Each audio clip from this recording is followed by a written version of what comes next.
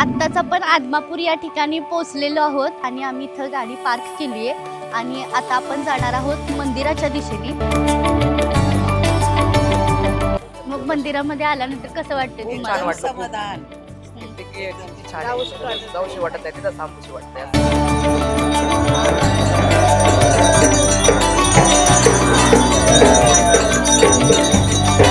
काहीची इच्छा पूर्ण ओटी भरण्यासाठी सुद्धा येतात, त्यांची इच्छा पूर्ण सुद्धा होत्या आणि बाळूमामांच्या कृपेने सर्व काही ठीक आहे, व्यवस्थित आहे. मंदिराच्या आवारामध्येच भोसले वाडा आहे थोड्याच अंतरावर आणि आता आपण त्या भोसले वाड्यामध्ये आलेलो आहोत आणि त्या वाड्यात बाळूमामांचं अस्तित्व होतं, ते राहायला होते. पण आता दुसरं चप्पल हे केलंय, पण ते पूर्वीचं जुनं चप्पल मामांचं त्यांच्या वापरातलं आहे. ती घोंगडी, हो घोंगडी, ती छत्री, ती काठी, ते तंबूचे खांब वगैरे आहेत. ते बाळूमामा आदमापुरामध्ये आल्यानंतर भोसले सरकार वाड्यात जायचे, तसेच समाधी काळामध्ये मरगुबाई मंदिरामध्ये सुद्धा आले. दगडाच्या स्वरूपात दगड मातीचं स्वरूप आहे आणि छोटंसं मंदिर पूर्वी होतं.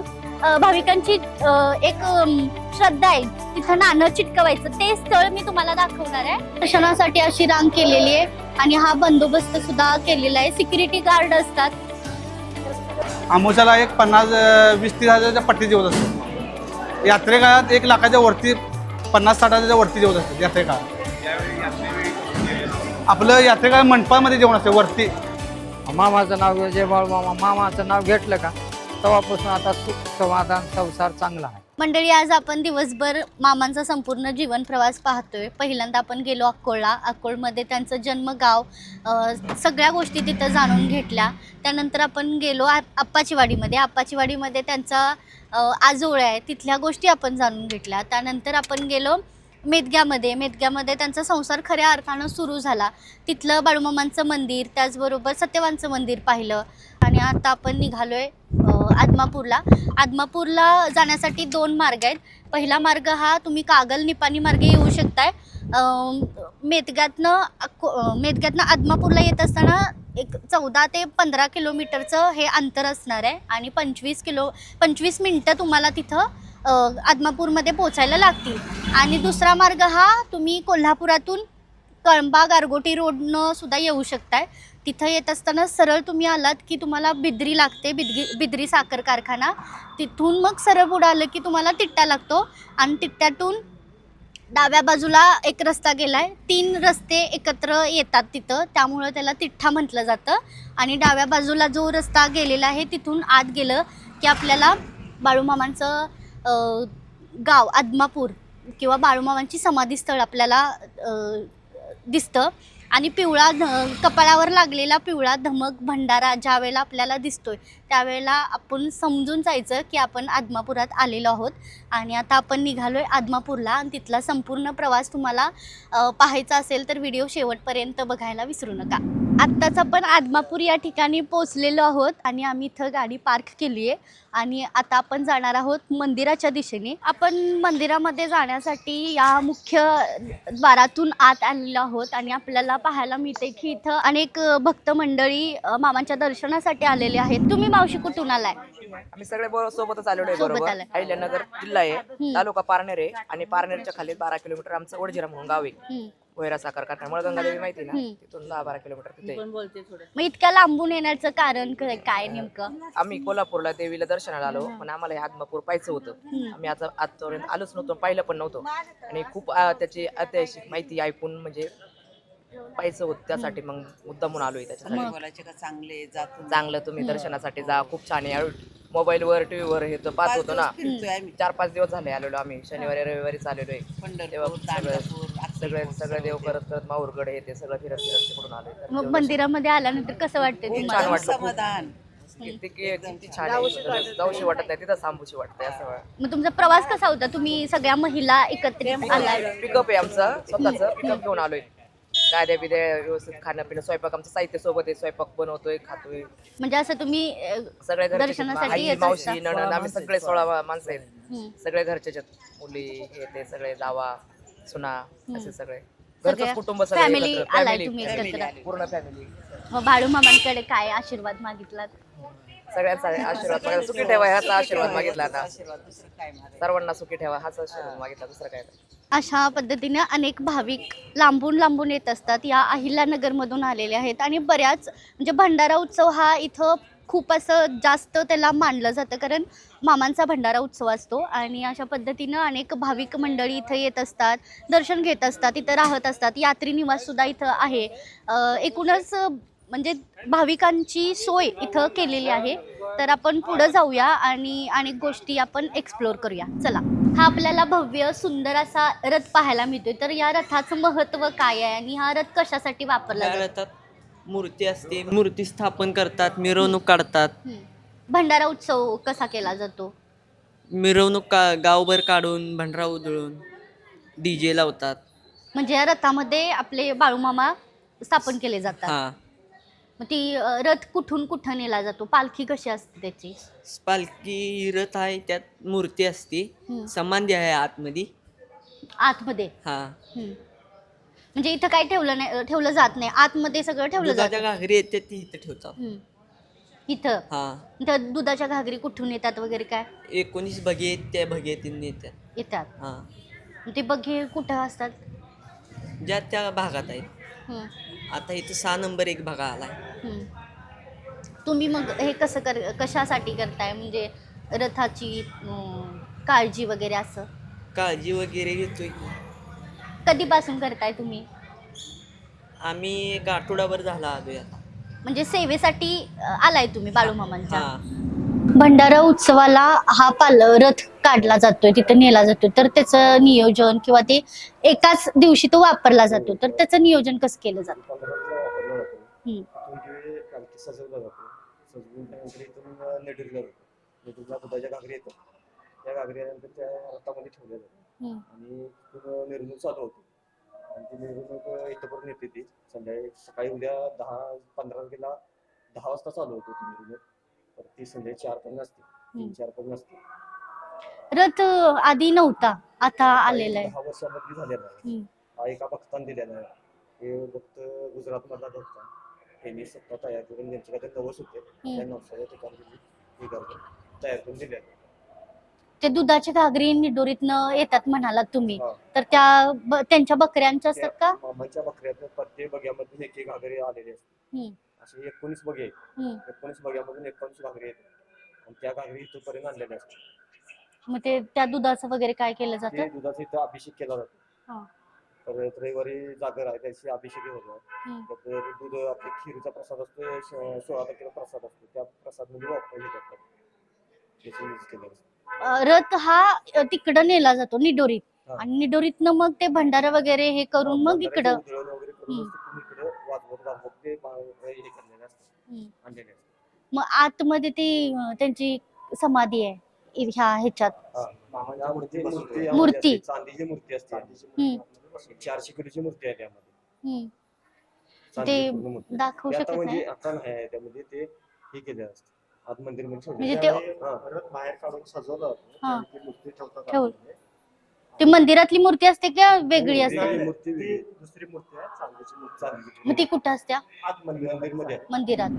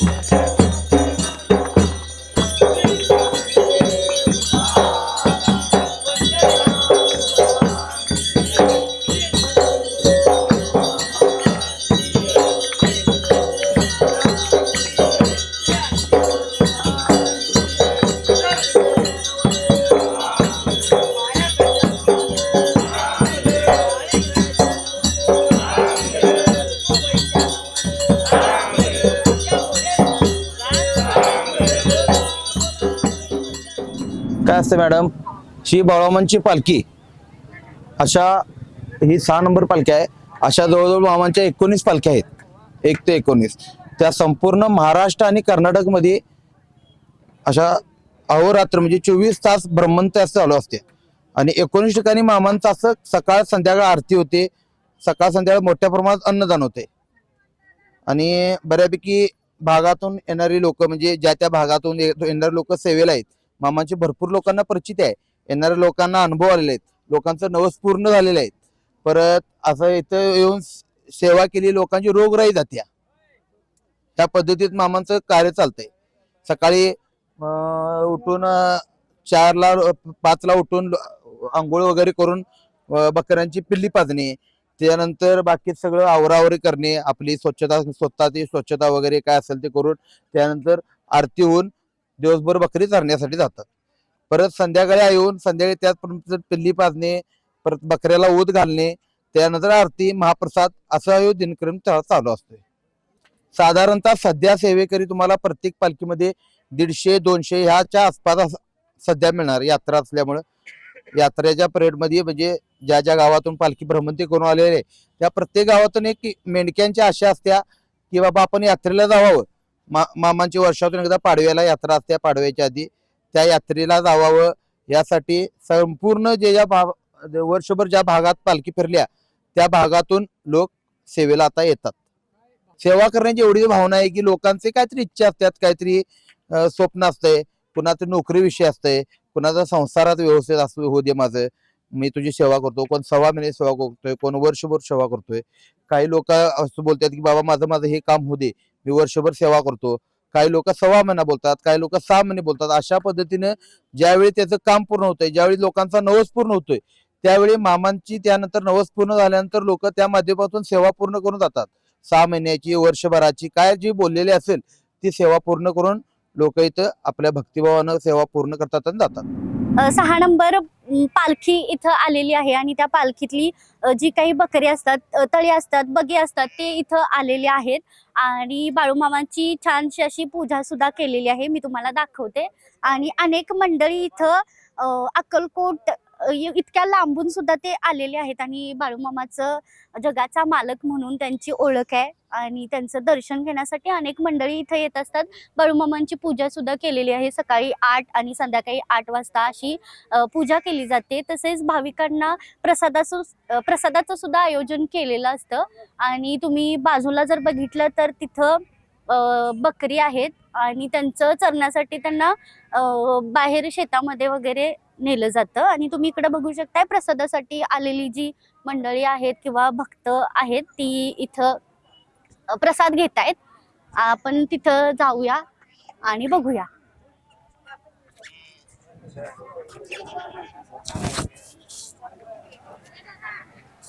हे असं छानसं छोटीशी लाईन केलेली आहे. लोक जी भक्त मंडळी आहेत ती लाईन मध्ये छानसं रांगेत बसलेले आहेत आणि प्रसादाचा उपभोग घेत आहेत. तुम्ही बघू शकताय. आणि आदमापूरच असं नाही तर मामांच्या सेवेसाठी लोक इथं इच्छुक असतात येण्यासाठी. ते एक चांगली बाजू आहे. आणि इथं तुम्ही पाहू शकताय छानशी अशी रांग आहे, त्या रांगेत भक्त मंडळी प्रसाद घेत आहेत. प्रसादामध्ये भात, आंबील केली जाते, वेगवेगळे पदार्थ असतात. आणि इथं गैरसोय कुठलीच होत नाही. लोक लांबून लांबून येतात, इथं राहतात. आणि तुम्ही पाहू शकता इथं असं ट्रॅक्टर मध्ये सगळं साहित्य ठेवलेलं असतं आणि ते शेतातच वगैरे त्यांचं सगळं आवरून, पिलांचं आवरून सगळ्या गोष्टी करत असतात. प्लस ते रानावनात उन्हातानात त्या बकऱ्यांची काळजी घेत त्यांना चरण्यासाठी सुद्धा तिकडं नेलं जातं. आणि तुम्ही पाहू शकता इथं खूप 2000+ बकरी आहेत आणि ती बकऱ्यांची पिल्ली सुद्धा आहेत. आणि अनेक सेवेकरी मंडळी इथं बाळूमामांची सेवा करण्यासाठी आलेत. आणि भंडारा उत्सव ज्या टायमिंगला असतो त्या टायमिंगला इथं लोक येतात, मामांची सेवा करतात, त्यांचा आशीर्वाद घेतात. हे तुम्ही बघू शकता. हे असं त्यांची ताट वगैरे धुण्यासाठी सगळी सोय केलेली आहे. तिकडं बाळूमामांची बकरी बसलेली आहेत आणि तिथं आपण जाऊया आणि ती बकरी पाहूया. चला. तुम्ही पाहू शकता इथं बाळूमामांची छोटी छोटी पिल्लं सुद्धा आहेत. नवजात जी जन्म घेतलेली बाळ आहेत ती सुद्धा आहेत. आणि इथं सुद्धा तुम्हाला पाहायला मिळतील. इथं छोटी छोटी बाळं, कोकरू म्हणतात ती कोकरू तुम्हाला पाहायला मिळतील. त्यांची छानशी अशी काळजी सुद्धा घेतलेली आहे.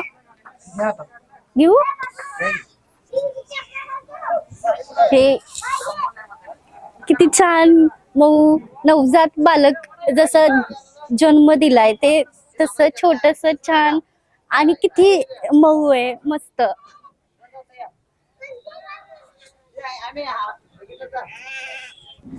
नमस्कार, जय बाळूमा. मी सौरभ सातावा पाटोळे. गेले 3 महिने झाले मी या बाळूमांच्या बकऱ्यामध्ये सेवा करतोय आणि इथं ठराविक ठिकाणी जाऊन भरपूर ठिकाणी जाऊन त्यात खूप काही अनुभव मिळतो बघायसारखं आणि बकऱ्यांची सेवा करण्याचा आनंद एवढा भारी वाटतो की जणू काय खरंच स्वर्ग फिरल्यागतीन वाटते. काहींची इच्छा पूर्ण ओटी भरण्यासाठी सुद्धा येतात, त्यांची इच्छा पूर्ण सुद्धा होत्या आणि बाळूमामांच्या कृपेनं सर्व काही ठीक आहे, व्यवस्थित आहे. जय बाळूमा. मामांचा जो तळ कसा असायचा याची प्रचिती अनुभूती आपल्याला आली आहे आणि अशाच प्रकारे मामा ठिकठिकाणी त्यांचे तळ टाकायचे आणि सेवेकरी तिथं यायचे आणि सेवा करायचे. तसंच इथं सुद्धा आपल्याला अनुभवायला मिळालं आणि बऱ्याच गोष्टी आपल्याला ज्या आपण फक्त ऐकत होतो त्या आपल्याला बघायला मिळाल्या आणि अनुभवायला मिळाल्या. आता आपण इथं आलेलो होतो, इथलं सगळं दर्शन सुद्धा घेतलंय, बाळूमामांची आरती सुद्धा आपण पाहिली. आता आपण जाणार आहोत बाळूमामांचं जे भोसले वाडा आहे त्या वाड्यामध्ये आणि वाड्यामध्ये त्यांचं किती अस्तित्व होतं, काय अस्तित्व होतं किंवा त्यांची प्रचिती कशी आली, बाळूमामांची समाधी स्थळ आणि त्या आठवणी आपण जागा करण्याचा प्रयत्न करणार आहोत. चला तर मग जाऊया भोसले वाड्यात. मंदिराच्या आवारामध्येच भोसले वाडा आहे, थोड्याच अंतरावर. आणि आता आपण त्या भोसले वाड्यामध्ये आलेलो आहोत आणि त्या वाड्यात बाळूमामांचं अस्तित्व होतं, ते राहायला होते. तर याच गोष्टी आपण जाणून घेण्यासाठी भोसले वाड्यात आलेलो आहोत आणि बाळूमामांच्या अनेक गोष्टी आपल्याला तिथं पाहायला मिळणार आहेत. चला मग जाऊया भोसले वाड्यात आणि भोसले वाडा एक्सप्लोर करूया. चला.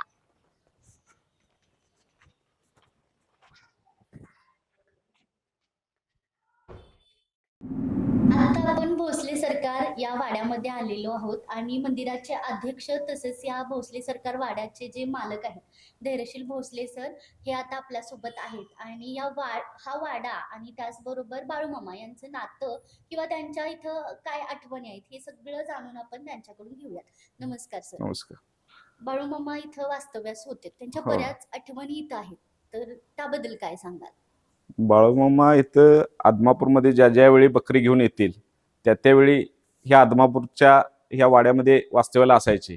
शेवटचा काळ त्यांचा मरगुबाईच्या मंदिरात गेला, पण बराचसाच काळ हा वाड्यामध्ये इथं वास्तव्याला राहायला यायला इथं असायचे. हे 3ऱ्या मजल्यावरती त्यांच्या ज्या वापरातल्या वस्तू आहेत त्या तिथं बघायला सुद्धा तुम्हाला मिळतील.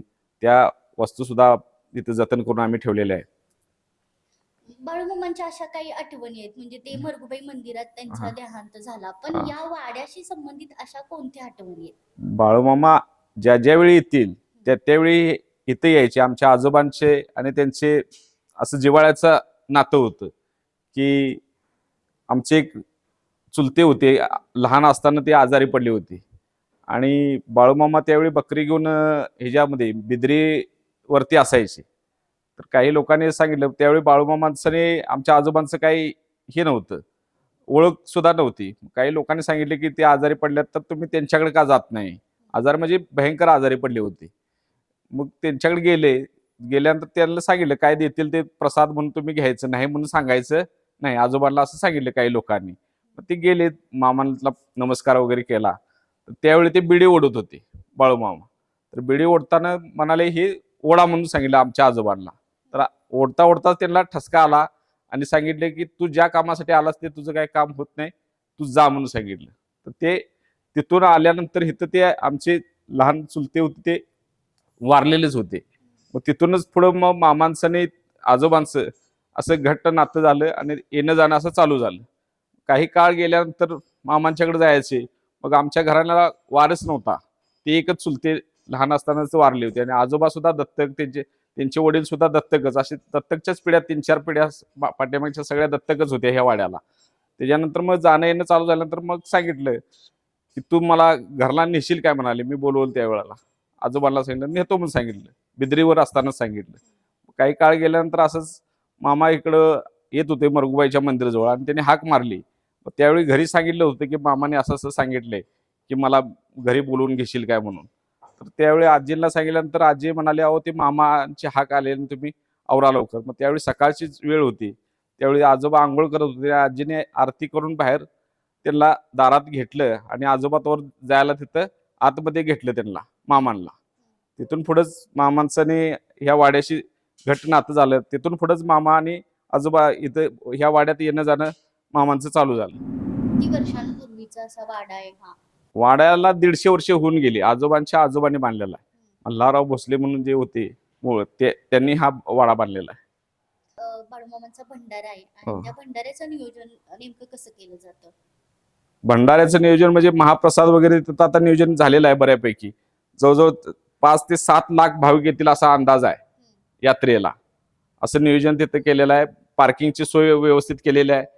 लोकांना राहण्याची ही केलेली आहे. पिण्याच्या पाण्यासाठी केलेले आहे. संडास बाथरूम टॉयलेटची सुद्धा सोय केलेली आहे देवस्थान मंदिरानं. असं नियोजन चालू आहे. मग आता तिथं भंडारा उत्सवात भाकणूक सुद्धा असते, तर त्या भाकणुकीबद्दल काय सांगाल? भाकणुकी म्हणजे जगाचं भविष्य सांगितलं जातं. म्हणजे मामा हे देवच ते त्या ह्याच्या डोने महाराजांच्या ह्याच्यात संचार केला जातो आणि ते त्या दिवशी ते भाकणूक कथन केली जाते. पहाटे भाकणूक असते त्या दिवशी. आता तुम्ही म्हणालात की 5 ते 6 लाख भाविक इथं हो. येत असतात, तर भंडारा केला जातो, तर भंडाऱ्याचं उत्पन्न त्याचं नियोजन नेमकं कसं केलं जातं? भक्तांच्याकडून येणाऱ्या देणगीतनच हा सगळा उत्सव केला जातो. काही लोक धान्य स्वरूपात देतात. काय जे कमी पडेल ते स्वतः मंदिर ट्रस्ट वगैरे तिथून कमी असेल ते नियोजन करून ते त्या माध्यमातून हा प्रसाद वगैरे सगळा केला जातो. बाळूमामांनी आदमापूर ज्या ठिकाणी समाधी घेतली, त्या ठिकाणाबद्दल काय सांगाल? आता तुम्हाला बघा सांगितल्याप्रमाणे मामांचं आणि आजोबांचं असं घट्ट नातं तिथून पुढे चालू झालं की मग काही कालावधी गेल्यानंतर आमच्या वाड्याला वारस नव्हता. मग मामा इथून आले की वाड्यात आल्याशिवाय जात नव्हते. पण असेच वाड्यावरनी गेले, आलो म्हणून सांगितलं आणि गेले. ते खाली रस्त्याला जाऊन बराच उशीर झाला, आले नाहीत मामा. म्हणताना आजोबा तिथे भेटायला त्यांना गेले. तर तिथं ते लाकडाच्या ओंडक्यावर बसले होते बिडे ओढत. तर त्यांनी सांगितलं, बराचसा जसा काळ गेल्यानंतर त्यांनी सांगितलं की तुला 1 वर्षाच्या आत मुलगा होईल म्हणून सांगितलं आजोबांना. तरच मला बाळू धनगर बोलवायचं नाही तर बोलवायचं नाही. तिथून पण आमच्या वडिलांचा जन्म झाला 1931 ला. आमच्या वडिलांचा जन्म झाला. तिथून पुढं फारच नातं असं घट्ट झालं. मामा आले की ह्या वाड्यात शिवार राहत नव्हते. इथलं जेवण खाणं ह्या वाड्याशिवार कुठलं आदमापुरातलं कुणाचे जेवण वगैरे पाणी सुद्धा पित नव्हते. काही काळ गेल्यानंतर मामा असे त्या रस्त्याच्या कडेला बसत होते. ते पिंपळाचं झाड होतं तिथं आणि आजोबां ते बसलेलं असताना आजोबांना म्हणाले, सरकार ही मला जागा पाहिजे मंदिराची. तर दिली म्हणून सांगितलं. एवढाच विषय झाला त्यावेळेला. आणि ज्या वेळेला समाधीचा काळ आला त्यावेळेला आमच्या आजोबांना आणि पंचमंडळी जे होते त्यांना मामाने तिकडे कर्नाटकमध्ये असताना बोलवून घेतलं की मला आता आदमापूरला घेऊन जावा चला म्हणून. मग 4 सप्टेंबरच्या अगोदर मामांना इकडं त्यांनी सांगितलं मला मरगुबाईच्या मंदिरामध्ये ठेवा म्हणून. तिथं ठेवल्यानंतर जाता जाता इथं गाडीतनं सांगितलं की त्याने मला ही जागा माझी आहे आणि इथं माझं काय असेल ते हे करायचं म्हणून ते समाधीच्या जागेला. तिथूनच ते 4 सप्टेंबर 1966 ला मामाने समाधीस्थ झाले त्या जागेमध्ये. आता तुम्ही म्हणालात की 150 वर्षांपूर्वीचा हा वाडा आहे आणि हो. बाळूमामा इथं वास्तव्यास होते, त्यांच्या बऱ्याच आठवणी इथं आहेत. हो. आणि तुम्ही म्हणालात की 3ऱ्या मजल्यावर त्यांच्या हो. बऱ्याच गोष्टी ठेवलेल्या आहेत. त्यांच्या- तर तुम्ही- वापरातल्या त्यांच्या चप्पल, छत्री, काठी अशा वस्तू त्यांच्या तिथं वापरातल्या आहेत. आपण 3ऱ्या मजल्यावर आलेलो आहोत आणि 3ऱ्या मजल्यावर बाळूमामांचं अस्तित्व आहे.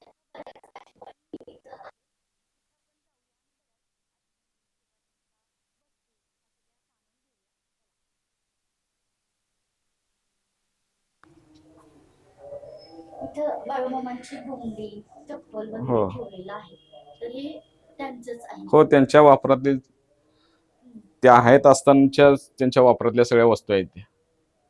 म्हणजे हे 2 चप्पल ते हो, वापरायचे. हे आता नवीन आता दुसरं चप्पल हे केलंय पण ते पूर्वीचं जुनं चप्पल मामांचं त्यांच्या वापरातलं आहे. ती घोंगडी, हो घोंगडी, ती छत्री, ती काठी, ते तंबूचे खांब वगैरे आहेत ते त्यावेळेला जे तंबू मारल्या बकऱ्यात तंबू मारलेला असायचा ते तंबूचे खांब आहेत ते सगळं.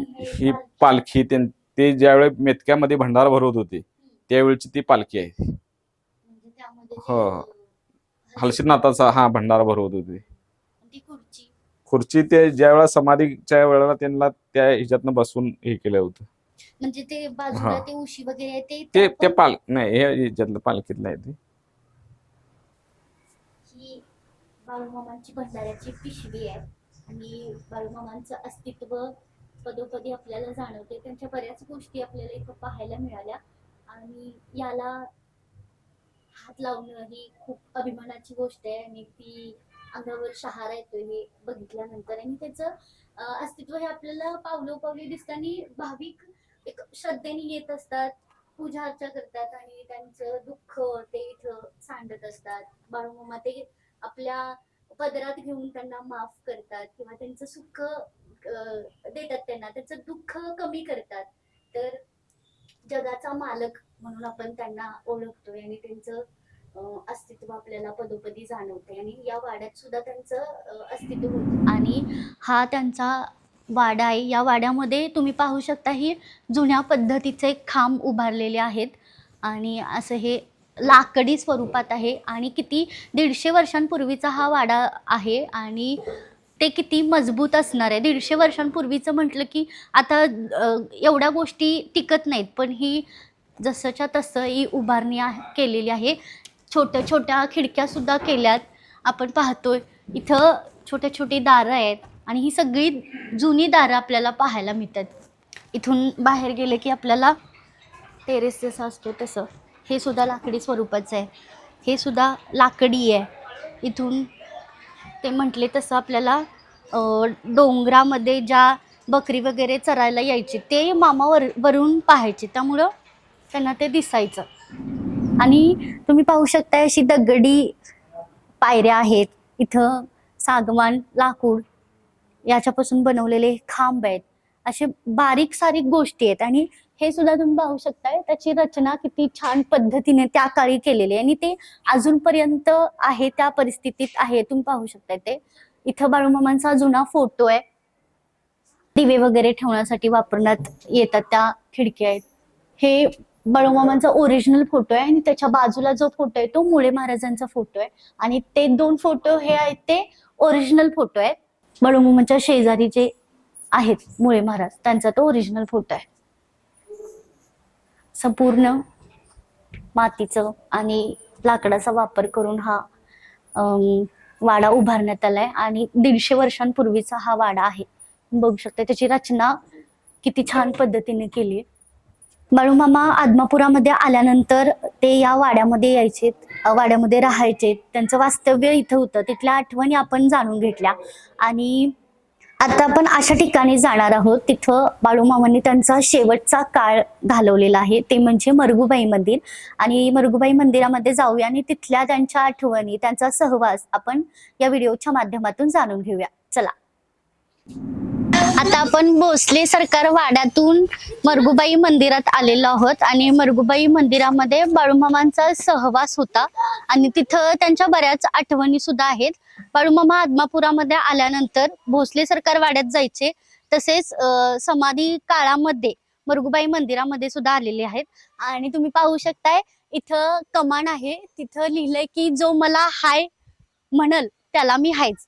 जो या देवाला मानतोय किंवा श्रद्धा, या देवाबद्दल ज्याच्या मनात श्रद्धा आहे त्याच्यासाठी देव कायम पाठीशी राहतो, दुःखितांचं दुःख कमी करतो, त्याला सुखाची भरभराट देतो, असं त्या देवाचं अस्तित्व आपल्याला पदोपदी जाणवतंय. आणि आता आपण आतमध्ये जाऊया आणि तो मंदिराचा शांततापूर्ण माहोल आपण पाहणार आहोत. भक्तिमय वातावरण मंदिरामध्ये बऱ्याच ठिकाणी पाहायला मिळतं आणि आता इथं आपल्याला बाळूमामा यायचे ते आपण पाहूया. भोसलेवाड्यातून सरळ पुढे आलं की आपल्याला मरगुबाई मंदिराची मोठी कमान दिसते. त्या कमानीतून आता आपण आतमध्ये आलोय आणि जसं आपण मंदिरामध्ये प्रवेश करतोय तसं एक शांततेचं वातावरण आपल्याला जाणवतंय. आपण मंदिरामध्ये जाऊया आणि मंदिर पाहूया. चला.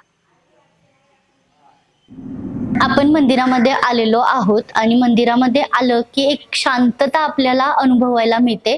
आणि तुम्ही पाहू शकताय हे बाळूमामांचं मंदिर छोटंसं केलेलं आहे. हे नवीन मंदिर आहे आणि जुनं मंदिर हे असं मरगुबाई मंदिर आपल्याला पाहायला मिळते. दगडाच्या स्वरूपात, दगड मातीचं स्वरूप आहे आणि छोटंसं मंदिर पूर्वी होतं आणि आता हे मंदिर नवीन केलेलं आहे. आणि हे लाकडी आहे आणि इथं तुम्ही बघू शकता कोरीव कामामध्ये छोट्या छोट्या बकऱ्या तुम्हाला इथं पाहायला मिळतील. आणि बाळूमामांनी शेवटचा श्वास इथं घेतलेला आहे. बाळूमामांचं अस्तित्व इथं होतं. ज्या ज्या वेळेला बाळूमामा आदमापुरामध्ये यायचे त्या वेळेला मरगुबाई मंदिर, भोसले सरकार वाडा या ठिकाणांना भेट देत होते. त्यांचा सहवास इथं लाभलेला आहे. आणि हा 1964चा त्यांचा फोटो आहे जो त्यांच्या हयातीमध्ये काढलेला, तो इथं पुजलेला आहे. बाजूला 2 नाग आहेत आणि इथं कौल लावला जातो, मनातील इच्छा बोलली जाते आणि असं एक नाणं ठेवून कौल लावला जातो, तुम्ही पाहू शकताय. आणि ते नाणं उभं राहिलं की आपल्या मनातील इच्छा पूर्ण होते अशी भाविकांची श्रद्धा आहे. आणि त्या श्रद्धेपोटे लोक येत असतात. ह्या बाळूमामांच्या पादुका. मी मगाशी म्हटलं की आपल्या मनातली इच्छा बोलायची आणि ते नाणं जर उभं राहिलं तर मनातली इच्छा पूर्ण होते. तर बरेच भाविकांनी असा कौल लावलाय आणि बऱ्याच भाविकांचं मनातील इच्छा पूर्ण होईल असं वाटतंय. आता आपण जे मंदिराचे पुजारी आहेत विजय गुरव यांच्याशी आपण बोलूया आणि या मंदिराबद्दल अधिक माहिती जाणून घेऊया. माझं नाव विजय गुरव.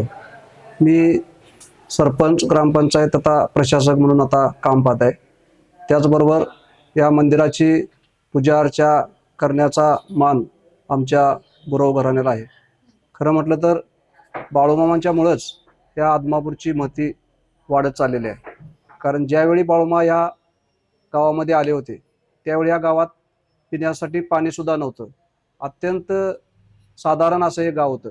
मात्र बाळूमा जसे जसे या गावात येत राहिले त्यांच्या बकऱ्यांच्या सोबत, त्यामुळे या गावाचं चांगलं रुपडं पालटत गेलं. सुरुवातीला बाळूमा या मरगुबाईच्या मंदिरात छोटेखानी मंदिर होते. आपण पाहू शकता की ते जुनं मंदिर आहे, ते फोटो पण इथं आहेत. त्या मंदिरात बाळूमा इथं यायचे. अगदी श्रावण महिन्यात इथं बाळूमा येत असत. ते दिवाळीपर्यंत थांबून इथल्या डोंगरामध्ये आपली स्वतः बकरी चरायला घेऊन जात असत. हा त्यांचा नित्यक्रम असे. प्रतिवर्षी बाळूमा इथं येत असत. बाळूमांचं जन्मगाव जरी अक्कोळ असलं तरी त्यांचं ह्या गावाशी अत्यंत दृढ नातं बनलं होतं. पुढे 1966ला ज्यावेळी समाधी घेण्याचा त्यांचा निषेध आला त्यावेळी प्रत्येकाने आपापल्या गावी चला, अक्कोळा चला, आपल्या पंच मंडळीने आपल्या गावी चला असा त्यांना आग्रह धरला होता. मात्र त्यांनी निप्पाणी येथे शेवटचा प्रवास करताना थेट माझी हाडं मरगुबाईच्या मंदिरात घेऊन चला असा इशारा दिला होता. त्यानुसार त्यांनी इथं 4 सप्टेंबर 66ला या जागेवरच शेवटचा श्वास घेतला आणि त्यांच्या इच्छेप्रमाणे खाली जी जमीन दाखवली होती तिथे त्यांचा देह बैलगाडीतून नेऊन तिथं बंदिस्त करण्यात आला आणि तिथं मोठं बाळूमा देवालय आता तुम्ही पाहू शकता. मात्र आजही या मंदिरात बाळूमांची बकरी प्रतिवर्षी येतच असतात आणि दिवाळी पाडव्याला मोठा लेंडी पूजनाचा कार्यक्रम होत असतो. बाळूमा आल्यानंतरच या गावात कॅनॉलचं पाणी, इतर सुविधा निर्माण झाल्या आणि आज तरी हे बाळूमांचं नाव, मंदिर जगात पोचलेलं आहे. तरीसुद्धा या मंदिराचा विकास म्हणावा तसा झालेला नाही. मात्र आता हल्ली ग्रामपंचायतला जो निधी मिळतो त्या निधीतून इथं परिसराचं रूप पालटायचा आम्ही प्रयत्न केलेला आहे. भविष्यात इथं अजून सुविधांची वानवा आहे. भक्त सगळे इकडे दिंडी घेऊन येतात. त्यांच्या प्राथमिक सुविधांची अडचण आहे. इथं भविष्यात अन्नछत्र, एखादं भक्तनिवास पण होणं गरजेचं आहे. त्यासाठी आम्ही प्रयत्नशील राहणार आहे. दीपावली पाडव्याला बाळूमांचा लेंडी पूजन म्हणून जो महोत्सव असतो तो त्यांच्या काळातला सुरू केलेला मोठा उत्सव आहे. म्हणजे बाळूमा धनगर समाज असल्यामुळे त्यांच्या ज्या मेंढ्या आहेत त्यांना ते लक्ष्मी मानत असत. त्या ज्यांच्या शेतात जातील तिथं सुख समृद्धी येईल असं बाळूमाने सांगितलेलं होतं. त्या बकऱ्या ज्यावेळी इथं राहत असतात 15 दिवस, महिनाभर, त्यांच्या ज्या लेंड्या इथं साठतात त्यांचा एक मोठा ढिगारा केला जातो. त्याला आरास केली जाते. त्याला उत्सवाचं स्वरूप आणलं जातं आणि तिथं दूध ओतू घालवणं असा एक कार्यक्रम असतो. ढोल कैचाळ, रात्रभर भजन कीर्तन चालू असतं आणि त्या लेंडी पूजनला इतकं महत्त्व आहे की त्यावेळी ज्या बाजूला दूध ओतू जाईल तो भाग समृद्ध होतो अशी इथं आख्यायिका आहे आणि ते आजही बाळूमांच्या हयातीनंतर सुद्धा नित्यनेमानं चालू आहे. रात्रभर महिला पुरणपोळ्या वगैरे करतात, महाप्रसाद असतो मोठी इथं.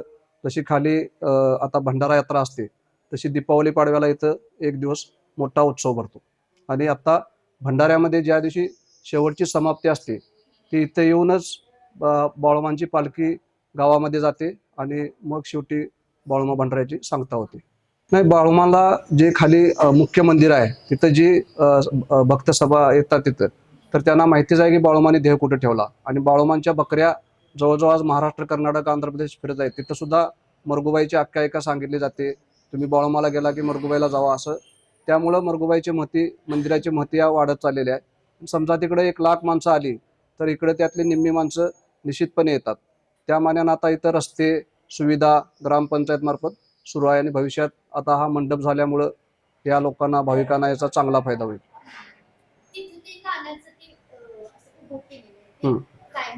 ते कसं आहे की बाळूमाच्या समाधी मंदिराच्या तिथं एक समोर झाड आहे. तिथं पूर्वी तिथं बाळूमाच्या मंदिराच्या पाठीमागं भक्त श्रद्धेने 1 रुपया चिकटवत असत. आणि जर माझं काम होणार असेल, कुणाचा आजार असतील, कुणाचा काय घरगुती प्रश्न असतील तर तो चिकटला जात होता. अशी ती प्रथा होती. त्याच पद्धतीने इथं पण लोक येतात आणि तो रुपया भंडारा घेऊन असं उभा करतात. कोणाच्या मनातील काय इच्छापूर्ती होणार असेल तर तो रुपया उभा राहतो, अशी त्यांची श्रद्धा आहे. त्यामुळे हे चालू असतं. सांगतात ती एक श्रद्धा आहे. तुम्ही मगाशी म्हणालात की हे जुनं मंदिर आहे. हो आणि आता मंदिराची उभारणी हो हो कोणी केली? पूर्वी सुरुवातला हे दगडी मंदिर होतं, अत्यंत साध्या खापऱ्या, आणि सगळ्या आदमापूरमध्ये अशाच प्रकारची घरं होती. मात्र एका इचलकरंजीच्या भक्तानं 20-25 वर्षापूर्वी या मंदिराचं सुशोभीकरण केलं. म्हणजे RCC वगैरे, त्याला बाळूमा देवालय समितीने सुद्धा हातभार लावला. आणि त्यानंतर आता कोरोना काळामध्ये एक मुंबईचे राजेंद्र देशमुख म्हणून भक्त आहेत, ते आले. ते इथली सगळी परिस्थिती बघितल्यानंतर ते म्हटले की हे मुख्य ह्या जागेला महत्त्व आहे आणि मी याचे सुशोभीकरण करतो. आम्ही त्यांना ग्रामपंचायत मार्फत परवानगी दिली. त्यानंतर तिने सगळं लाकडी दरवाजे, फरशा आणि कलर सगळं त्यांनी केलेलं आहे. 25-30 लाख रुपये इथं 15 दिवस थांबून सगळं त्यांनी स्वतः केलेलं आहे. त्यांना बाळूमाने बुद्धी दिली आणि त्या पद्धतीने त्यांनी हे पूर्ण केलं. अजून काही सोयी सुविधा इथं हा, करणार आहे? भविष्यात इथं येणाऱ्या दिंड्यांना पाण्याची सुविधा आम्ही केलेली आहे. मात्र आता प्राथमिक सुविधा शौचालयाची इथं भविष्यात करण्याचा आमचा प्रयत्न राहील. आणि त्यानंतर किमान आठवड्यातून एकदा अमावस्याला वगैरे इथं लोकांना अन्नछत्र सुरू करण्याचा आमचा मनोदय आहे. आता आपण जाणार आहोत आदमापूर येथील समाधी स्थळावर. तिथं आपण बऱ्याच गोष्टी जाणून घेऊया. तिथं सुद्धा एक झाड आहे, त्या झाडाला नाणं चिटकवलं जातं, ते सुद्धा पाहणार आहोत. आणि मंदिरातला गाभारा, बाळूमामा, हे सगळं पाहणार आहोत. त्याचबरोबर अन्नछत्र, भाविक जे येत असतात तिथं त्यांच्या सोयी सुविधा सुद्धा केलेल्या आहेत, त्या आपण जाणून घेऊया. चला, आपण आदमापुरात आलेलो आहोत आणि आता भंडाराचा महोत्सव चालू आहे. 16 मार्चला भंडारा आहे आणि बऱ्याच शाळकरी मुली, कॉलेजच्या मुली बाळूमामांच्या दर्शनासाठी आलेल्या आहेत. अमावस्या किंवा भंडारा उत्सव ज्या वेळेला असतोय त्यावेळेला इथं भरपूर गर्दी असते आणि अशा वेळेला बाळूमामांचं दर्शन घेणं सुद्धा अवघड होतंय. रांगेत उभं राहायला लागते, तासन तास रांगेत उभं राहिल्यावर आपल्याला बाळूमामांचं दर्शन घेता येते. गावची ठिकठिकाणाची लोक इथे येत असतात, तर पोलीस बंदोबस्त सुद्धा इथं छान पद्धतीनं केलेला आहे. आणि मगाशी आपण बघितलं की भाविकांची एक श्रद्धा आहे, तिथं नाणं चिटकवायचं. ते स्थळ मी तुम्हाला दाखवणार आहे. हे पिंपळाचं झाड आहे आणि इथं भाविक येतात, इथं नाणं चिटकवतात आणि इच्छा बोलतात. आणि ती जर इच्छा पूर्ण होणार असेल तर ते नाणं इथं चिटकलं जातं, नाहीतर मग ते खाली पडलेलं दिसतं. तर अनेक मंडळींची श्रद्धा आहे की इथं नाणं चिटकवलं म्हणजे आपली मनातील इच्छा पूर्ण होईल. इथं तुम्ही पाहू शकताय, हे सुद्धा त्यांच्या मनातील इच्छा बोलतायत आणि ते नाणं चिटकवतायत. तर आपण लाईव्ह मध्ये सुद्धा ते बघूयात, ते कसं केलं जातं बघा. ते भंडारा त्या नाण्याला लावतात आणि ते भंडारा आणि ते नाणं असं त्याच्यावरती चिटकवलं जातं. भाविक श्रद्धेसाठी हे करत असतात.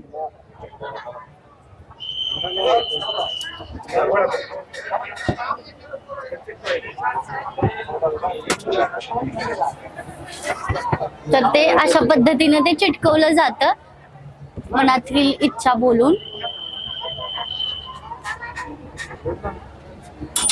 आणि नाणं पडलं म्हणजे मनातील इच्छा पूर्ण होणार नाही किंवा संकट दूर होणार नाही असं नाही.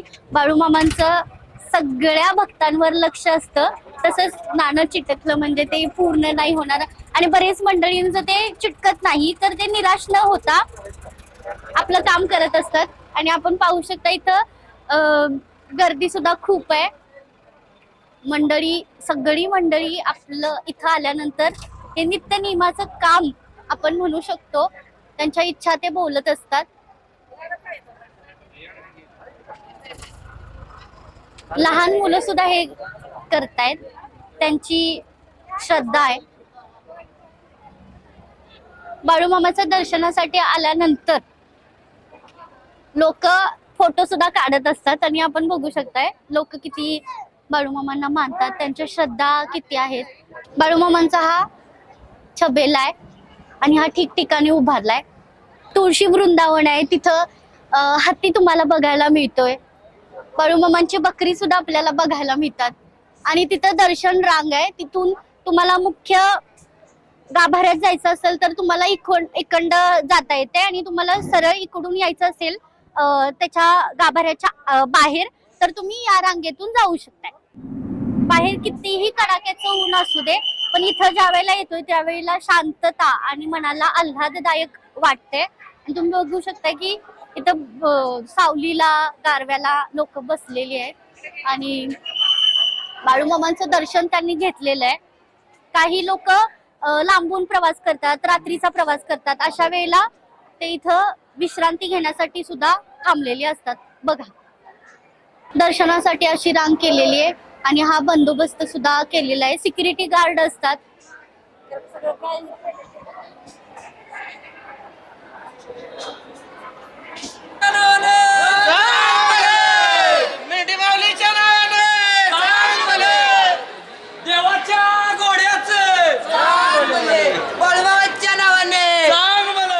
बाळूमामांच्या दर्शनासाठी लोक येतात. लाखोंच्या संख्येत येत असतात. त्याचबरोबर त्यांच्या राहण्याची खाण्याची सगळी सोय केलेली असते. आणि इकडं पलीकडच अन्नछत्र आहे, तिथं अशी रांग लागलेली आहे. आणि दर्शनासाठी येणाऱ्या प्रत्येक व्यक्तीला हा प्रसाद मिळतोच. इथं कधी कमी पडत नाही असं म्हणतात. तुम्ही बघू शकताय भरपूर लोक आलेली आहेत. बाळूमामाच्या दर्शनासाठी अनेक मंडळी येतात. लाखो भाविक इथं येत असतात. अमावस्या किंवा भंडारा उत्सव हेच सोडलं तर अनेक ठिकाणी वेगवेगळ्या वारी सुद्धा येतात. आज गुरुवार आहे तर आता आपल्या सोबत आहेत ते काका बीड वरून आलेले आहेत आणि बाळूमामांच्या दर्शनासाठी आले. तर त्यांचा प्रवास आणि बाळूमामा यांच्याबद्दल त्यांना काय वाटते हे आपण जाणून घेऊया. काय सांगाल? दरवर्षी येतो, दर आमुषाला येतो, सेवा करतो. चांगला चालतंय परिस्थिती. किती दिवस येत आहे? दिवाळीच्या टायमाला 1 महिना राहतो. आता 8 तारखेला आलेलो आहे. आता पाडव्यापर्यंत राहणार, परत गावी जाणार. दिवसभरात काय असते काय सेवा? सेवा काही बी झाड लोट तिकडे भंडारा लावायचा, काही उचलायचं, काही द्यायचं, देवाचं काम करायचं. दोघं तुम्ही आलाय? हा दोघं आलो. म्हणजे कधी कधी येता इकडं? आमुषाला येतो, परत आता आलो, यात्रेला येतो. बाळूमामांची काय प्रचिती, काय अनुभव तुम्हाला? अनुभव आहे म्हणून येतो. अनुभव म्हणून येतो. अनुभव नसता कशा. काय अनुभव सांगाल? काय होतं? चांगलं चालतं आपलं. घरी नाव घेतलं तरी चांगलं चाल. संसार चांगला सुखाचा चालू आहे. 1 मुलगा 1 मुलगी, शेती भीती 2 ताडी चक्कर आहे. तेवढं करून आपलं हे बघायचं. किती दिवस मुक्काम असणार आहे तुमचं इथं? आता मी आलेलो आहे 22 तारखेला जाणार आहे. 8 तारखेला आलेलो आहे, 22 तारखेला जाणार गावी. राहणं खाणं परत पुढच्या अंशाला परत येणार. परत 8 दिवस राहणार. पुढे दिवाळी टायमाला 1.5 महिना राहणार. माझं एक इच्छा आता मला शेवेत जायचं बघ्यात. शेती करतो. हा शेतकरी. आता माझं एक इच्छा आहे बघ्यात जायचंय मला. 1-2 महिने सेवा करायची. आता उन्हाळा शेतीत काही नाही. आता तिकडे जाणार आहे? जाणार. कसं येत आहे तुम्ही? एसटीने येत आहे की गाडी? गाडीने. आपण गरीब माणसं. दोघं चालाय. आणि मुलं वगैरे? मुलगा गावाकडे, मुलगी. अनुभव कसा आहे इथं येण्याचा तुमचा? लय प्रसिद्ध एकदम. नमस्कार. सगळं चांगलं झालं? चांगलं चांगलं. आमच्या पाहुण्या रावळ्या समजत चांगलं ह्या देवाला मला. हम्म. असा काही अनुभव आहे का जो तुमच्या आठवणीत राहतोय कायम? राहतो. किस्सा सांगतो. मी आता पलटणच्या कारखान्यात कामाला होतो, काम करत होतो. ट्रॅक्टरचे वायर रूप लावलं होतं वरती किरणवर. एक ट्रॅक्टरवाल्याचा पंक्चर झाला, त्याने खाली करा, त्याला म्हणलं करून दे. आता त्याचा एक टेलर खाली झाला, त्याला म्हणलं एक करू दे. ते पुढचे काय म्हणले, नाही नाही माझ्या आमच्या पाठीमागचा नंबर. अरे त्याला म्हणलं तुला अडचण आली तर त्याला अडचण येईल. अरे म्हणलं मी बाळूमामा शेवेकर एक उचलू, त्याला 5 मिनिट उठलं. ते म्हणतो नाही उचलून देणार. कुठला बाळूमामा कुठला तो कोण? त्याला एकच शब्द झाला, तुला बाहेर नको उचलू. तो ड्रायव्हर मला मी 4 घंटे थांबला. तो परत त्याचं ट्रॅक्टर तिथून अलीकडे येऊ सर त्याचा टायर पंक्चर झाला जागेवर. त्याला म्हणलं उठले होता मी, हे 2 घंटे त्याला. ही परिस्थिती जागेवर सांगतो. नाईटची ड्युटी. मला असे लय अनुभव आहे देवाचे. मी म्हणलं ते काम होणारच. म्हणजे बाळूमामा माझा तुमच्या मोबाईल सदैव- जेवताना हॉटेलवर राहिला होता, आमचा घरचा मोबाईल. कुठं राहिला काय राहिला, हॉटेलवर जेवून आलो घरी. घरून व्यवस्था तर घरी मोबाईल तयार. बाळूमावर नाव घेतलं. मोबाईल माझा कुठे तिथं घरी आणून घरी मोबाईल आणून दिला. आणून. म्हणजे चोरीला गेलेला की हरवलेला? हा. हरवलेला. म्हणजे पावलं पावली तुम्हाला हा, आम्हाला त्यांचा अनुभव. भास होतोय. ठीक आहे. माझा मुलगा तर रात्रदिवस सेवा करतोय. हम्म. बारकाच आहे माझा मुलगा, 17 वर्ष. तरी सेवा करतो रात्रदिवस. उपास धरतो तो 5 दिवस नुसत्या दुधावर. जगाचा मालक, दुःखितांचं दुःख कमी करणारा, माणसातला देव, गरिबासाठी आणि तो देव. गरिबांचा देव हा बाळूमामा म्हणून आपण आंधळे असू, ओळखतोय. पांगळे असू, लंगडे असू, खुळे असू, सगळ्यांचे ते देव आहेत आणि ते दुःख कमी करतात आणि भाविक आशेनं त्यांच्या श्रद्धेनं इकडे येत असतात. आणि असेच हे बीडवरून आलेले आहेत आणि त्यांचा अनुभव आपण आज जाणून घेतला.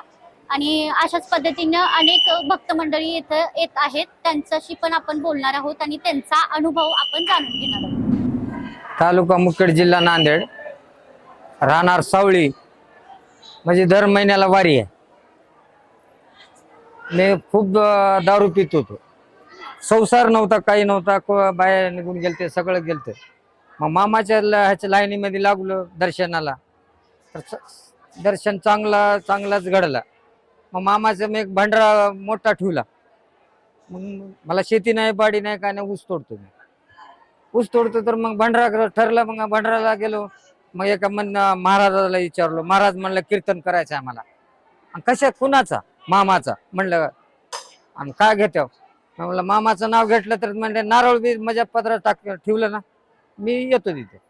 मग त्यानं 16,000ची हे तबला जे वाजते ते सोडून मामाच्या ह्याच्यामध्ये आले. मग आले का मग भंडारा चालू झाला. भंडारा मी सुरू केल्यापरी रुपये ना का माझ्या मामा हर एक जागी जेव्हा मामाचं नाव घेतलं का कोणी नाही म्हणलं नाही. 2,000 पत्रवाळी उडाली. 2,000 पत्रवाळी. तर मग तुम्हाला मागा गेलो पैसे, म्हणलं घेऊन जावा. ह्याला मागा गेलं त्यानं घेऊन जावा. मग मी दारू पित होतो, माझ्या पुढून माणूस आला का पळून जात होते की बाबा ह्यानं काहीतरी पैसे मागते. मामाचं नाव जय बाळूमामा, मामाचं नाव घेतलं का तेव्हापासून आता सुख समाधान संसार चांगला आहे. दारू नाही. आता 10 वर्ष झालं दारू नाही. हा, मामा कोण सुटली. मामाचे जे भंडारा कपाळाला लावतो, सकाळ उठून दर्शन, महिन्याला वारी करतो मामाची. नांदेडहून येतो मी आपल्या सावळी तालुका मुखेड, जिल्हा नांदेड, तिथून येतो मामाचं. आज आपल्याला 4 माणसं जवळ आहे. त्या मामाचे सुद्धा मंदिर चालू आहे. मामाचे जे मंदिर आहे आता माझ्या हाताने चालू आहे मंदिर, माझ्या गावात. ते जे अनुभव मला दुरून पळून जाते तर ते आता ते माझे पाय पडलेले मामामुळे, माझ्यामुळे नाही, मामामुळे हे झालं. माझं नाव विजयमाला बाळासाहेब खोत, राहणार कोडोली, तालुका पन्हाळा, जिल्हा कोल्हापूर. माझा अनुभव, मी 2 वर्ष झाले येते. मला प्रत्येक अमावस्याला येते. आणखीन माझ्या मुलाच्या एज्युकेशन बद्दल मी बोललेले, तर माझा मुलगा आज जर्मनीमध्ये मास्टर डिग्री करतो. बाळूमामांच्या कृपेने सगळं झालेलं आहे. अजून काय, मुलांचं शिक्षण आणि मुलांचं हे झालं तेच की, दुसरं काय, चांगलं आहे. बाकीचं सगळं व्यवस्थित त्यांच्या कृपेनं. काय 2 वर्ष झाले येते. अमावस्याला येते. हा, दर अमावस्याला येते. आता काय झालंय, आज आम्ही तिकडे निघाले म्हणून आज आले, नाही तर मग अमावस्या दिवशी रात्री येतो आम्ही. 11 पर्यंत इथे येतो, 2-3 पर्यंत घरी जातो. भाविकांच्या प्रतिक्रिया, भाविकांना काय वाटतं, भाविकांच्या श्रद्धा, हे सगळं आपण जाणून घेतलं. आणि आता आपण जाणार आहोत प्रसादाच्या ठिकाणी आणि आपण प्रसादाचा सुद्धा उपभोग घेणार आहोत. त्याच्या आधी जे लांबून भाविक येत असतात ते सढळ हातानं इथं दान करत असतात आणि ते धान्याच्या स्वरूपात असतं किंवा पैशाच्या स्वरूपात असतं, तर ते इथं आपण दान वगैरे करू शकतो आणि सढळ हातानं लोक दान करत असतात. ती देवांबद्दलचं एक श्रद्धा लोकांच्या मनामध्ये असते. आणि तुम्ही बघू शकता इथं धान्य गोडाऊन विभाग आहे. या विभागामध्ये जे लोक येत असतात ते इथं दान करत असतात आणि एक नियोजनबद्धता इथं आपल्याला दिसून येते. कोणी तांदूळ, कोणी गहू, कोणी साखर अशा पद्धतीनं इथं धान्य दिलं जातं आणि ती एक श्रद्धा आहे. चला आपण जाऊया अन्नछत्राकडे आणि तिथं आपण प्रसादाचा आस्वाद घेणार आहोत. चला. श्री सद्गुरू संत बाळूमामा 2001ला मामांना दर्शन घेण्यासाठी आले. त्यावेळेला मला 50 रुपये नव्हते देवाला यायला. आज मला करोडपती केले माझ्या बाळूमामा. चरणावर माझं मस्तक आहे. श्री सद्गुरू संत बाळूमामा, श्री सद्गुरू संत केळबा मामा यांच्या कृपेने, मेंढी माऊलीच्या कृपेने किंवा त्यांच्या आशीर्वादाने खूप छान आहे. आणि वर्षाला आम्ही भंडारा असतो आणि शेवेला म्हणून एक 8 दिवस असतो. आणि मामाच्या कृपेने मामांची घरी गादी झाले, बेडे घेते श्री सद्गुरू संत बाळूमामा. त्यांचा आशीर्वाद पाठीशी आहे आणि चरण की नाही त्यांची कृपा आहे. बाळूमामा असे आहेत एक संत म्हणून आपण त्यांच्या दृष्टीने पाहतो, पण खरोखर ते झाजीवंत आहे. देव त्यांना काही द्यायला लागत नाही, घ्यायला लागत नाही, फक्त आपला भाव पाहिजे. आपण मनापासून त्याचं नाव घेतलं, आपली इच्छा पूर्ण होते बिन मागता. आपल्या ज्या जन्मलेला बायोडेटा ते बाळूमामाच्या चरणाभिषेक आहे. आपल्या आयुष्यात काय कमी आहे ते त्यांना माहित असतं. त्यांनी सगळं गरीब असू, लहान असू, थोर असू, येणाऱ्या भक्तांचं काम होणारच. आणि काम केलेलं सुद्धा कळत नाही. एका आमुष्याला माणसं आक्रोशपणा एक तर दुःखात येतात आणि पुढल्या आमुष्याला काही आनंदाने येते. त्या सद्गुरू संत बाळूमामाची, श्री सद्गुरू संत केळबा मामाचा आशीर्वाद आहे. आणि म्हणून भक्त लोक त्यांच्या दर्शनासाठी येतात, शेवेला येतात, सेवा करतात. सेवा केलं की मेवा आहे. एवढ्या सगळ्यांना मामा दुधाचा चहा, दूध, उपवास, केळ वगैरे, प्रसाद, सकाळ संध्याकाळ चहा वगैरे, नाश्ता वेळेच्या वेळेला. पारायण झालं मामांचं. आम्ही आता पारायणला बसलेलो. मामांचं पारायण झालं, सप्ताह चालू आहे. आता 2015ला त्यांचा उत्सव, जगाच्या मालकांचा उत्सव. जगाचे मालक आहेत म्हणून आज जग चाललंय बघा. आणि गरीबाची आई आहे. माना गेलं ना तर जगाची आई आहे बाळूमामा. म्हणजे बाळूमामाची लेकरं आहेत ही. मराठीत म्हणायचं झालं तर बाळूमामाची मुलं आहेत. सगळी आनंदाने सेवा करायला येतात जगाच्या मालकाची.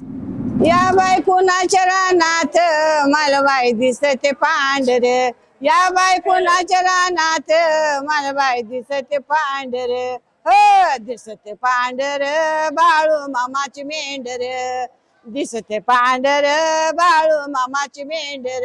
या बाई डोंगर वनात कशी बाई चरते कोकर, या बाई डोंगर वनात कशी बाई चरते कोकर, चरते कोकर बाळू मामाची लेकर, चरते कोकर बाळू मामाची लेकर.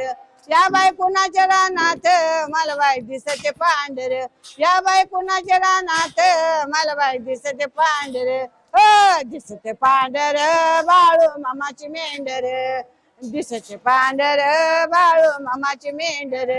आजबापूरचा बाळू मामा त्याचा मला आधार, आजबापूरचा बाळू मामा त्याचा मला आधार, आम्हाला आधार झाला सुखाचा संसार, आम्हाला आधार झाला सुखाचा संसार. या बाई कुणाच्या रानात मालबाई दिसते पांढर, या बाई कुणाच्या रानात मालबाई दिसते पांढर, दिसते पांढर बाळू मामाची मेंढर, दिसते पांढर बाळू मामाची मेंढर. विष्णुदास किती गाणे गातात जोमात, विष्णुदास किती गाणे गातात जोमात. महेशनाथ रंगी व जोडली हात, महेशनाथ रंगी व जोडली हात. या बाई कुणाच्या रानात मालबाई दिसते पांढर, या बाई कुणाच्या रानात मालबाई दिसते पांढर, हो दिसते पांढर बाळू मामाची मेंढर, दिसते पांढर बाळू मामाची मेंढर, दिसते पांढर बाळू मामाची मेंढर, दिसते पांढर बाळू मामाची मेंढर. बोला बोला बाळू मामाच्या नावाने छान, बोला बोला केळ मामाच्या नावाने छान, मेंढी माऊच्या नावाने छान. राम कृष्ण हरी, जय बाळू मामा. नमस्कार, जय बाळू मामा. धैर्यशील धनाजीराव भोसले, राहणार आदमापूर. सन 2012 पासून मी सेवेत आहे. आपला महाप्रसाद 11:30 ते 2 पर्यंत चालू असतो. त्यानंतर भाविकांची गर्दी वाढेल तसं 3 पर्यंत चालू असतो आपला. परत प्रत्येक रविवारी 11ला चालू असून 3 ते 3:30 पर्यंत महाप्रसाद चालू असतो. आमोशाला ह्या हॉलमध्ये, परत वरच्या हॉलमध्ये जेवण चालू असते. सकाळी 9 वाजल्यापासून दुपारी 3 वाजेपर्यंत. परत महाप्रसाद यात्रेच्या काळात जागरा महाप्रसाद 15-16 या दिवशी अन्नक्षेत्र आपलं वरच्या मंडपामध्ये चालू असते 9 ते दुपारी 2 ते 3 पर्यंत सायंकाळी. परत रात्रीच्या वेळेमध्ये 8ला चालू असून रात्री 12 पर्यंत चालू असते महाप्रसाद यात्रे काळात. इतर वेळी आपलं या ठिकाणी चालू असते. महाप्रसाद आपलं जेवण चालू करण्याची पद्धत तिकडे असते. अन्नक्षेत्र बनवायची पद्धत.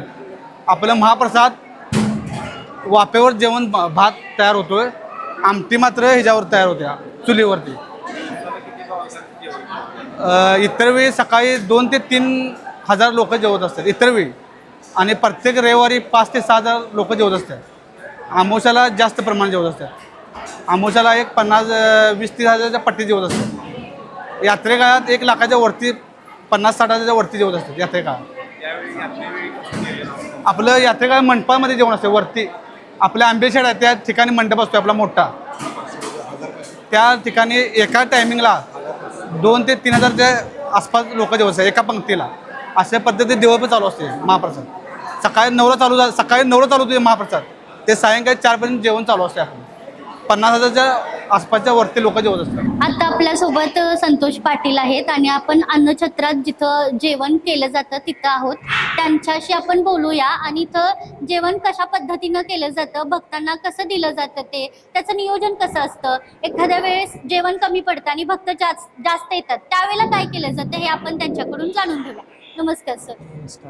आता लाखोच्या संख्येत भाविक इकडे येत असतात आणि प्रसादासाठी सुद्धा लोक लांबून येतात, त्यामुळं प्रसाद घेणं त्यांना भागच आहे.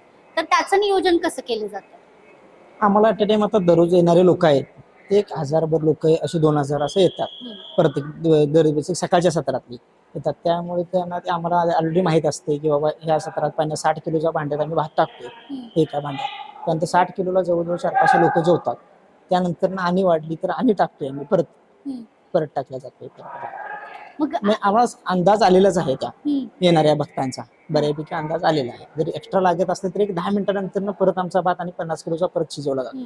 एक 10 मिनिटं जरी थांबली लोक तर 10 मिनिटासाठी थांबतात. परत होता तसा भात आम्हाला परत होतो. भरपूर प्रमाणात ते शिजवायला लागत असणार आहे. मग 10 मिनिटात पाणी, कारण पाणी आमच्याकडे गरम असते. बॉयलर आहेत आमच्याकडे. बॉयलर एका टायमाला आम्ही 10 मिनिटात 50 किलो भात आमचा शिजला जातो 10 मिनिटांमध्ये. म्हणजे हे ह्याबद्दल काय? हे आमटीचे आहेत. हे दोन आमटीसाठी, हे डाळीसाठी आहे. आणि डाळ अशी म्हणजे आम्ही हे शिजवून घेतलेली इलेक्ट्रिक असते. वर चालतंय का? नाही भिजवलेलं लाकूड आहे. बॉयलर आहे त्याला. म्हणजे बॉयलरवर गरम चालतं. कसं होते? हे गरम वाफ येते यामध्ये. वाफ येते. वाफ जरी चालते. हे वाफेत वाफे नाही वाफेमध्ये येते. अजून मग ह्या काय आहे? हे भाताचे येतात. हे भाताचे आहेत बरोबर. हे आमटीचे हे कुकर आहेत आणि हे बॉयलरचे भांडे. मग एका वेळेस यामध्ये भात किती शिजतो? 50-60 किलो होतो. 60 किलो. 10 मिनिटांमध्ये होतो भात पाणी गरम झाल्यास. अचानक भाविक जास्त आल्यात आणि भात कमी पडलाय, मंडळी सगळी बसल्यात, त्यावेळेला तरी सुद्धा होते कंट्रोल. काय अडचण नाही. कारण 7 भांडे आहेत आपले. 7-5 35 350 किलो तांदूळ एका टायमाला शिजू शकतो. प्रसादाचं भात आमटी, स्वीटला शिरा येतोय, नंतर सोजी येते. आंबील वगैरे कधी केली जाते? रविवारी आणि आमोशाला आंबील केली जाते. मग अमावस्येला येणारी लोक आणि आता येणारी लोक काय फरक आहे त्याच्यामध्ये? किती? आमोशाला जवळजवळ आमच्याकडे 25-30 हजार लोक जेवण जातात. आमच्याकडे येतात. 2 सत्रात खाली आणि वर आमच्या हॉल आहेत. 2 हॉलला वाटतोय आम्ही जेवण. मग ते नियोजन कसं असतं, रांगा वगैरे? रांगेत लाईनवरील बॅरिकेड मारलेले असतात. गुंडुर्गीकडे सेवेकरी वगैरे येतात, ते आम्हाला सहकार्य भरपूर करतात. रोज मग डाळीची आमटी, भात आणि शिरा. भात, शिरा आणि भाजी प्रसाद त्यामध्ये असतो. ते प्रसादाला जो भाजी वगैरे केली जाते ती वेगवेगळी असते की ती? हो हो, वेगवेगळी असते. कधी रोज भाजीपाल्याची करतोय, कधी कडधान्यामध्ये करतोय. अशा पद्धतीनं आपण अन्नछत्रामध्ये आलो होतो आणि संतोष पाटील सरांनी आपल्याला या वाफेवर चालणाऱ्या मशीनची माहिती दिली. इथं एका भांड्यामध्ये 50 किलोचा भात एका टायमिंगला शिजतो आणि इथं कमी काही पडत नाही. ज्या वेळेला भक्त येत असतील त्यांना मनसोक्त आत्मा तृप्त होईल इतकं त्यांना ते प्रसाद खायला मिळतो आणि छान पद्धतीने इथं नियोजन वगैरे केलेलं असतं. मी अन्नछत्रामध्ये उभी आहे आणि इथं बाळूमामांनी घातलेली कपडे तसेच त्यांनी वापरलेली भांडी आहेत ती आपल्याला पाहायला मिळतील. इथं 2 कपाटे केलेत. पहिल्या कपाटामध्ये बाळूमामा जे अंथरूण वापरायचे ते अंथरूण आपल्याला पाहायला मिळतं. त्याचसोबत दोरी पाहायला मिळते. इथं त्यांचं चप्पल सुद्धा आहे. इथं बेल्ट आहे. तो वेगवेगळ्या प्रकारचं इथं मणी आहेत. अडकित्ता सुद्धा तिथं आपल्याला दिसतोय. ते कप बशी आहे. इथं वेगवेगळ्या प्रकारची नाणी आहे. त्या काळातली नाणी कशी होती ती आपल्याला बघायला मिळतं. बघू शकता ही अंथरूण. इथं तांब्याची परात सुद्धा आहे. तांब्या, ताट, वाटी हे सगळं, पेला हे बघायला मिळतं आणि मामा जो पटका वापरायचे तो पण इथं आहे. आणि हे वेगवेगळ्या कलरचे गुलाबी, लाल, केशरी असे पटकं सुद्धा आहेत. आणि ह्या तांब्याची भांडी आपल्याला पाहायला मिळतात. ही मामानी तळ वगैरे जिथं रानावनात ठोकलेला असतो तिथं बकऱ्यांच्या सेवेसाठी ते असायचे. तिथं हे सगळे भांडी वगैरे वापरत होते. इथं पण तुम्ही पाहू शकता ही छोटी छोटी नाणी आपल्याला बघायला मिळतात आणि ती अशी वेगवेगळ्या आकाराची आहेत. ही नाणी आपल्याला कधीच आपण बघितलेली नाही. ही इथं संग्रहित करून ठेवल्यात. इथं त्यांचं स्वेटर सुद्धा आहे. बाळूमामांची काठी जी वापरलेली आहे ती आहे. त्या 3 काट्या त्यांच्या आहेत. हे संग्रहित करून ठेवले. इथं सुद्धा नारळाच्या भकलांचा वापर करून त्यांनी म्हणजे भांडी तयार केल्या. ती भांडी सुद्धा इथं आहेत. ही त्यांची चूल आहे. चूल म्हणजे लोखंडाची जी वापरतोय ती. तो आरसा असणार आहे. तो फुटलेला आहे तर त्याचं ते कवच जे बाजूचं असते ते तिथे तुम्हाला बघायला. आणि त्या काळातला हा चमचा आहे. जे एवढा मोठा चमचा तिथं असायचा आणि हा चमचा लाकडाचा आहे. इथं त्यांची पेटी आहे. तांब्याच्या वस्तू इथं ठेवल्यात. इथं सुद्धा ठेवल्यात. ताट, वाटी, घागर आहे आणि ही बाळूमामांची कपडे हे सगळं आपल्याला पाहायला मिळतं. आणि हे 2 कप्प्यामध्ये असं केलेलं आहे. आपण सकाळपासून बाळूमामांबद्दल बऱ्याच गोष्टी जाणून घेतल्या. व्हिडिओ शेवटपर्यंत बघायला विसरू नका आणि व्हिडिओ आवडल्यास लाईक, शेअर आणि सबस्क्राईब करायलाही विसरू नका. चला. मी तानाजी मारुती शिंदे. आम्ही 1970 पासून इथं वडील आल्यामुळे इथं आलोय. 1920 ते 22च्या दरम्यान बाळूमामा इथं बकरी घेऊन आले होते. ते असताना शेंडाचा माळ म्हणून एक आहे वरती, तो गावच्या सरकारांचा. तिथं गेले आणि तिथून सरकारांची त्यांची ओळख झाली. शेंडाच्या माळामध्ये नाचणं जे होते, नाचण्याचं पीक ते घालायचं, त्यात चारू का म्हणून विचारायचं होतं. गड्यांनी सांगितलं कोणतरी धनगर उलटा बोलतोय म्हणून स्वतः सरकार गेले.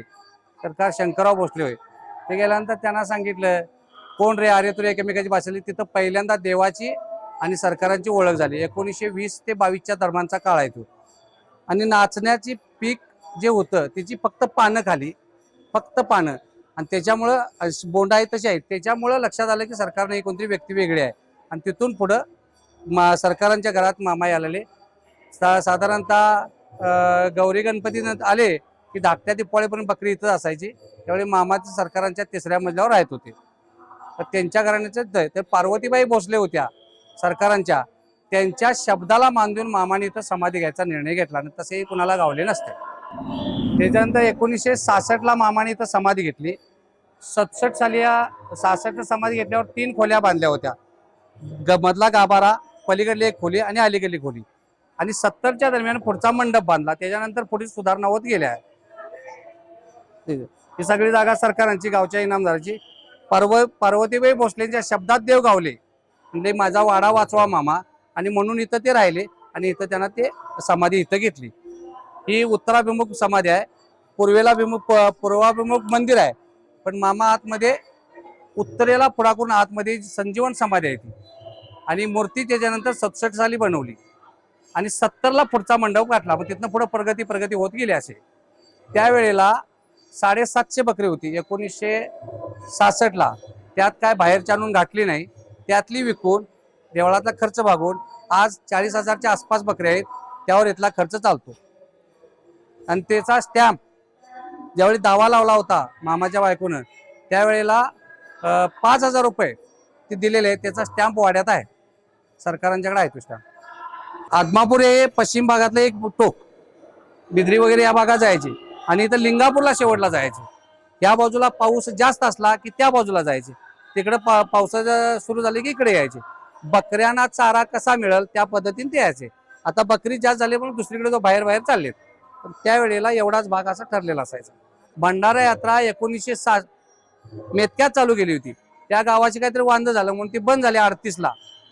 तिथून पुढे आजूबाजूच्या गावात भंडारा यात्रा चालू होत होती. ती यात्रा चालू होत असताना 1966ला कोलेवाडीला शेवटची यात्रा झाली आणि 1967 पासून देवानी सांगितलेल्या लोकांनी जे पंचमूर्ती त्या लोकांनी इथं चालू केली. ते तयार चालू आहे. मामाने चालू केली. मामाने यात्रा 2 चालू केल्या. मरगुळे देवळात 20-22च्या दरम्यान लेंडी पूजन चालू केलं, ते आज तिथंच आहे. आणि भंडारा यात्रा 20-30-32च्या दरम्यान मेतक्यात चालू केलं. ते आता ही यात्रा जी आहे ती मामाने चालू केलेली आहे. या 2 यात्रा मामाने चालू केल्यात. अमावस्या नंतरनं, ज्या देवाची पुण्यतिथी आहे नंतरनं लोकांनी चालू केले.